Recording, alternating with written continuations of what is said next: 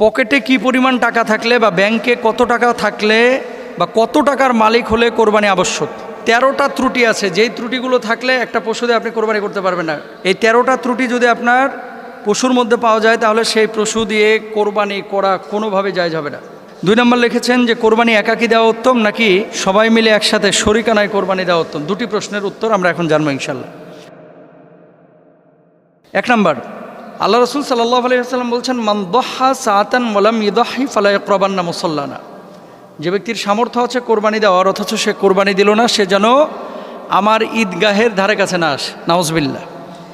মানে সামর্থ্য থাকা সত্ত্বেও কেউ যদি কোরবানি না দেয়, এখন এটার সামর্থ্য কোন সামর্থ্যের কথা বলা হয়েছে হাদিসের মধ্যে, এখানে আপনাকে বুঝতে হবে। জাকাত আবশ্যক যাদের উপরে, জাকাত ফরজ, একটা মূলনীতি মাথায় রাখবেন, জাকাত ফরজ যাদের উপরে, কোরবানি ওয়াজিব তাদের উপরে। তবে জাকাতের নেশাবটা 1 বছর থাকা জরুরি। কোরবানির নেশাব 1 বছর না, মাত্র 3 দিন থাকা জরুরি। এটা আপনাদেরও জানা দরকার। কয়দিন থাকা জরুরি? 3 দিন। কোন 3 দিন? জিলহজ্জের 10 তারিখ, 11 তারিখ এবং 12 তারিখ। এই 3 দিন যদি পরিবারের খরচের বাইরে নেশাব পরিমাণ সম্পদ আপনার কাছে থাকে। নেশাব কি? 52.5 তোলা রৌপ্য, 7.5 ভরি স্বর্ণ। 7.5 ভরি স্বর্ণের মূল্য কত? 7.5 ভরি স্বর্ণের মূল্য এখন প্রায় 7 লক্ষ টাকার মতো। আর রৌপ্যের মূল্য কত? রৌপ্যের মূল্য 52.5 তোলা রৌপ্যের মূল্য 60 থেকে 80 হাজার টাকা। তো ইসলামিক স্কলাররা রৌপ্যের মূল্যটাকে স্ট্যান্ডার্ড ধরতে বলেন। কেন? তাহলে আমলটা সমৃদ্ধ হবে। জাকাতের ক্ষেত্রে রৌপ্যের মূল্যটাকে গ্রহণ করতে বলেন। কেন? যাতে করে গরিব লাভবান হয়।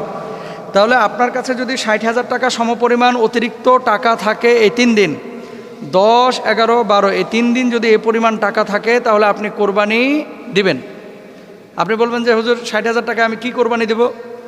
60,000 টাকা আপনি তো একটা ছাগল কোরবানি দিতে পারেন। 20,000 টাকায় ছাগল পাওয়া যায়, 22,000 টাকায় ছাগল পাওয়া যায়, 15,000 টাকায় ছাগল পাওয়া যায়।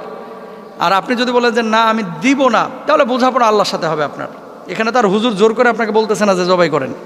আর যদি আপনি 7 লক্ষ টাকার হিসাব করেন স্বর্ণের মান হিসাবে, তাহলে কিন্তু অধিকাংশ মানুষের উপরে কোরবানি আবশ্যক না। 7 লক্ষ টাকা কয়টা মানুষের আছে? অধিকাংশ মানুষের উপরে কোরবানি আবশ্যক না। কিন্তু রাসূল সাল্লাল্লাহু আলাইহি ওয়াসাল্লামের হাদিস, যে সামর্থ্য নেই তারপরেও যদি কেউ ম্যানেজ করে কোরবানিটা দেয়, আল্লাহ সুবহানাহু ওয়া তাআলা ওই কোরবানির সওয়াবও দেন। সুবহানাল্লাহ। এখানে আরেকটা বিষয় আছে, কোরবানির সওয়াবটা কি? যেই পশু আপনি জবাই করতেছেন, এই পশুর রক্ত গড়ে মাটি স্পর্শ করার পূর্বে আল্লাহ রাব্বুল আলামিন আপনার জীবনের গুনাহ খাতা মাফ করে দেবে। সুবহানাল্লাহ বলেন। এবং প্রত্যেকটা পশমের বদৌলতে আল্লাহ সুবহানাহু ওয়া তাআলা একটা করে সওয়াব দেবেন। এক্ষেত্রে কিন্তু মানুষ উদাসীন, বুঝছেন? যখনই জাকাতের বা কোরবানির কোনো ফাংশন আসে, তখনই কৌশল অবলম্বন করে, আমি ঋণগ্রস্ত, আমার তো টাকা কাছে নাই, আমার তো টাকা ডিপোজিটে পড়ে আছে, আমার তো পরিবার চালাইতে সমস্যা হচ্ছে। পারলে দিবেন। সওয়াব কার না দরকার আছে ভাই? সবারই তো সওয়াবের দরকার আছে। তাহলে আমরা নেশাব জানলাম যে কত টাকা বাংলাদেশি টাকায় থাকলে তার উপরে কোরবানি আবশ্যক। আমরা পাইলাম 60,000 টাকা রৌপ্যের হিসাবে এই পরিমাণ টাকা যদি থাকে কারোর কাছে, তাহলে তার উপরে কোরবানি আবশ্যক। এবার আসেন, শরিকানায় না এককভাবে কোরবানি দেওয়াটা উত্তম? দ্বিতীয় প্রশ্নের উত্তর, শরিকানা কেউ আছে হুজুর, শরিকানায় কেউ আছে সুদখোর, শরিকানায় কেউ আছে হারামখোর, শরিকানায় কেউ আছে ঘুষখোর, শরিকানায় কেউ আছে হালাল হারাম মিশ্রিত অর্থের মালিক। এখন যে মানুষটাকে আপনি শরিক নিচ্ছেন, সে মানুষটার পূর্ণাঙ্গ ইনকামের ধারাটা, এটা কিন্তু আপনিও জানেন না, আমিও জানি না। এটা সম্ভব না জানা। কিভাবে সম্ভব বলেন? এটা কিন্তু সম্ভব না। কেন সম্ভব না? কারণ হচ্ছে ও কোন জায়গায় হারাম নিয়েছে, কোন জায়গায় হালাল নিয়েছে, এটা তো আমি দেখে আসছি না। আপনি ধরেন হালাল টাকায় পশু কোরবানি দিচ্ছেন, একটা গরুতে 1 ভাগ নিয়েছেন, আরেকজন সুদ করে 1 ভাগ নিয়েছে। মাসালাটা নিয়ে যদিও মতবিরোধ রয়েছে, কিন্তু হানাফি মাযহাবের অধিকাংশ ইসলামিক স্কলাররা একমত যে এক্ষেত্রে এই হারামখোরের কারণে সবার কোরবানিটা প্রশ্নবিদ্ধ হয়ে যাবে। তবে মিশরের কয়েকজন ইসলামিক স্কলার তারা বলতেছেন যে না, যে ব্যক্তি হারাম খেয়েছে শুধু তার কোরবানিটা হবে না, আর যিনি হালাল খেয়েছেন তার কোরবানি হয়ে যাবে, কারণ তিনি তো আর জানেন না। তাহলে সেক্ষেত্রে আপনাদের কাছে আমাদের রিকোয়েস্ট বা পরামর্শ, সেটি হলো, দেখেন গরুই কেন আপনাকে কোরবানি দিতে হবে? গরুই কেন আপনাকে কোরবানি দিতে হবে? গরুর ভাগ এখন মিনিমাম 15,000 টাকার নিচে সাধারণত কোনো গরুর ভাগ নাই, ছোট গরু হলো। আর ম্যাক্সিমামই 25,000, 22,000, 23,000 এরকম। তো আপনি 25,000, 22,000 টাকা দিয়ে এক ভাগের টাকা দিয়ে কিন্তু একটা ছাগল পান। আল্লাহ রাসূল সাল্লাল্লাহু আলাইহি ওয়াসাল্লাম অধিকাংশ সময় তিনি কিন্তু দুম্বা কোরবানি করেছেন, মানে এই যে ছাগল জাতীয় পশু কোরবানি করেছেন। একটা নিজের পক্ষ থেকে, নিজের জন্য, আর আরেকটা হচ্ছে উম্মতের পক্ষ থেকে সওয়াবের জন্য আর কি করেছেন। তো রাসূল যদি ছাগল টাইপের পশু কোরবানি করতে পারে, তা আপনি আমি কেন খালি গরুর দিকে ঝুঁকতেছি? হুজুর গরুর গোশতের স্বাদ বেশি, এই জন্য খালি গরুর দিকে আমরা ঝুঁকি। হুজুর গরুর গোশতটা একটু খাইতে ভালো না, জিব্বার স্বাদের লাগে যদি সুদখোরের সাথে ঢুকেন, ও তো আপনার কোরবানিটা বরবাদ করে ফেলবে। এই জন্য আমরা খেয়াল করব, কোনো সুদখোর ঘুষখোরের সাথে আমি কোরবানি দিব না। দরকার হয় ওই মাদি ছাগল দিয়েও কোরবানি দেওয়া যায়, কিন্তু মাদি ছাগল পেটে বাচ্চা না থাকলে, এগুলো তো 12-13 হাজার টাকা তো পাওয়া যায়। আপনি একটা ছোট্ট মাদি ছাগল নিয়ে এসে কোরবানি দেন, তারপরও কোনো ঘুষখোরের সাথে কোনো মোটা তাজা গরুতে অংশ নেবেন না। আল্লাহ তাআলা আমাদের বোঝার তৌফিক দান করুন। পশু কেনার সময় একটা পশুর কোন টাইপের ত্রুটি থাকলে সেই পশু দিয়ে কোরবানি করা যাবে না, মানে এগুলো আমাদের দেখা উচিত যে এই বৈশিষ্ট্যগুলো থাকতে হবে, এগুলো থাকা যাবে না। মোট 13টা ত্রুটি আছে, যেই ত্রুটিগুলো থাকলে একটা পশু দিয়ে আপনি কোরবানি করতে পারবেন না।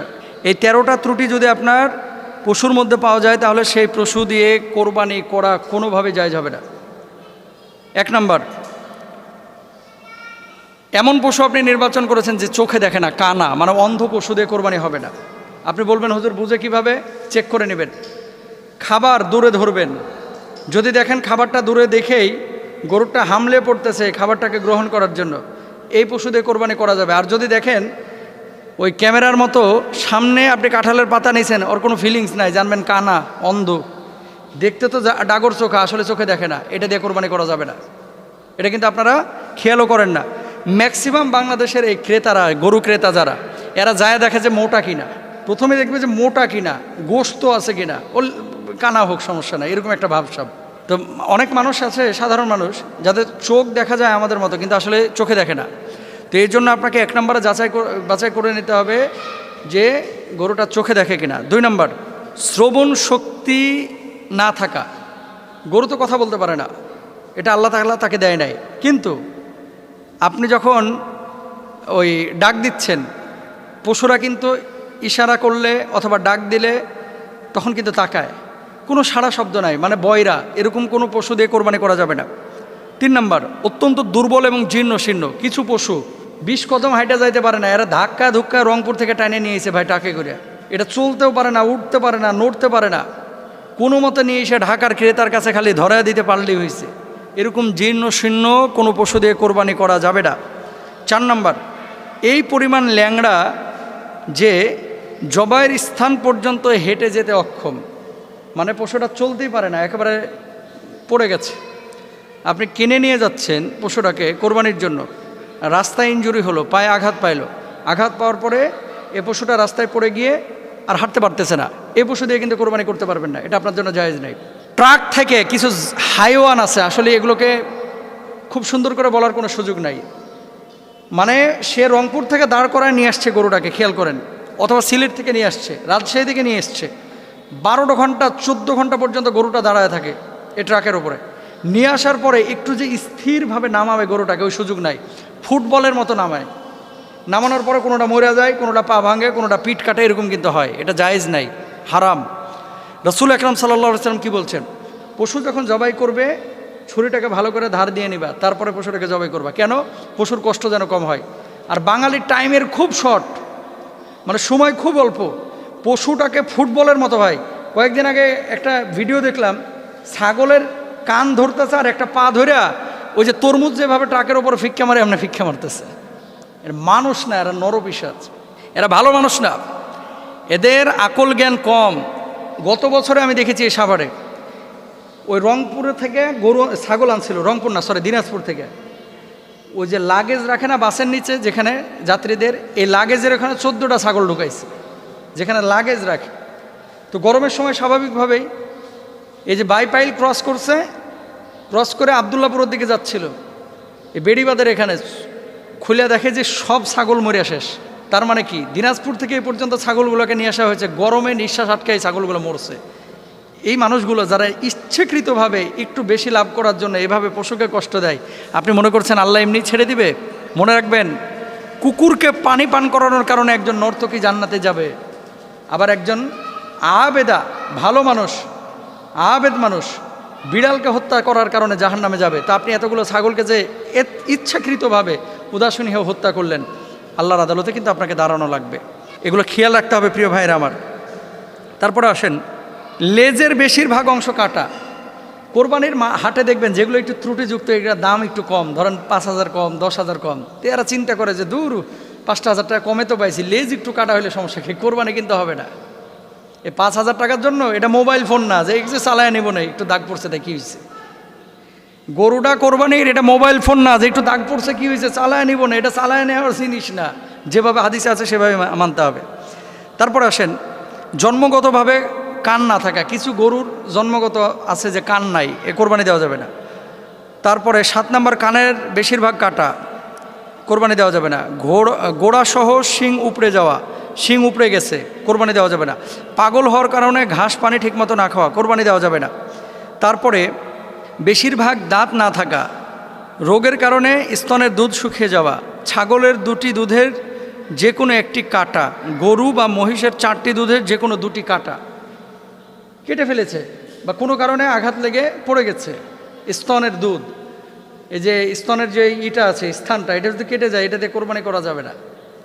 কিন্তু আমরা এই জিনিসগুলো না দেখে শুধু দেখি কি যাওয়ার পরে গরুটার গোশত আছে কিনা, নিজ খেয়াল করার টাইম নাই, পেটে বাচ্চা আছে কিনা, এগুলো অনেকে খেয়াল করে না। তো এগুলো খেয়াল করবেন, আল্লাহ তাআলা আমাদের বোঝার তৌফিক দান করুন।